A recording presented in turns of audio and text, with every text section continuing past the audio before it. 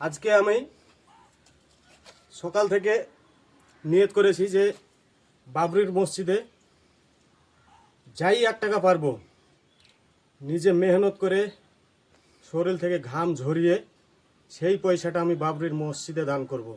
দেখতে পাচ্ছেন সেই কিউআর কোড, এই কিউআর কোডে আমি পয়সা দান করব আমি নিয়ত করেছি। এবং সবাইকে বলবো যে কিউআর কোডগুলাই যারা পয়সা মারবেন এই কিউআর কোডগুলা দেখে নেবেন, কারণ অনেক জালিয়াতি আছে যারা এই বাবরির মসজিদকে রোখার জন্য।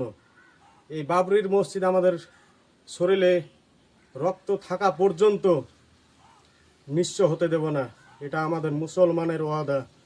সবাই আমরা একসঙ্গে এগিয়ে যাব এই বাবরির মসজিদ স্থাপনের জন্য।